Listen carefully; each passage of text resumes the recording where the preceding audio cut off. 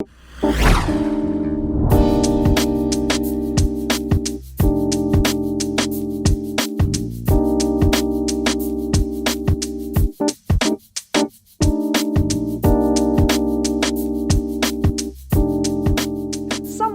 greatest pairings in history: Han Solo and Chewbacca, Maverick and Goose, Woody and Buzz Lightyear. So long, partner. Okay, that last one hurt. I'm fine.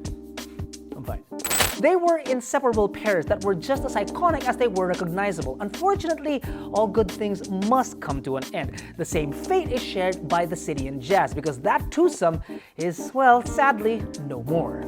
Following its discontinuation in the Philippines, Honda wasn't exactly going to leave its most popular sedan out on its own. Oh, no. There's still a hatch to go with it, in the form of the 2021 City Hatchback, RS. From the front, it looks like a city. From the rear, well, it still looks like a city, but different from what we're used to.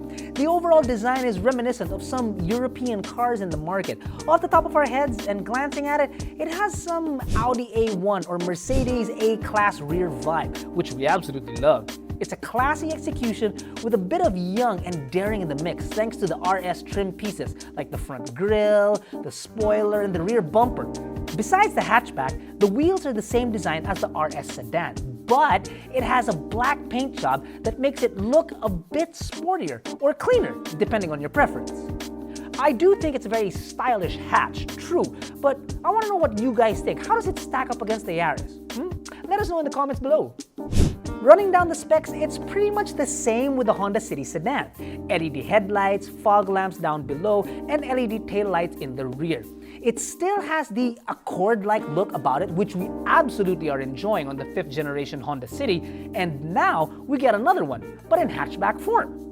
We're also happy to report that it has the same gorgeous sedan interior of the RS variant. You get black and red combination material seats, which include cloth, leather, and suede-like materials.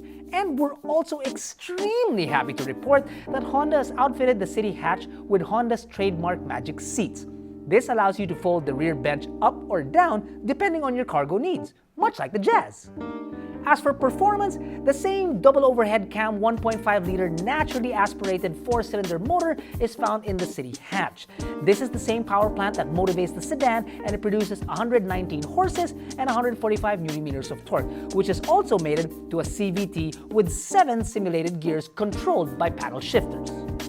As for tech and safety, everything is the same with the top-of-the-line Honda City sedan. You still get an 8-inch touchscreen infotainment display that doubles as your reverse camera, along with an easy-to-read gauge cluster with your trip computer down the center. As for variants, Honda's actually only looking at one, the RS. When it comes to its price, well, it's a little bit more expensive than the top-of-the-line sedan, which in general is not exactly a bad deal, because you've got the practicality and space inside, and then you've also got the style of it. So really, it's not a bad trade-off. So from now on, it may actually be a tale of two cities, but man, we cannot wait to get our hands on this thing for a proper review on our Behind the Wheel. In the meantime, do let us know in the comments about what you think of the new hatch. Is it a good replacement to the Jazz? More importantly, will it receive the same amount of love and cult status that the Jazz did? Dying to know what you guys have to say. Let us know in the comments. Thanks for watching, stay safe, and we'll see you soon.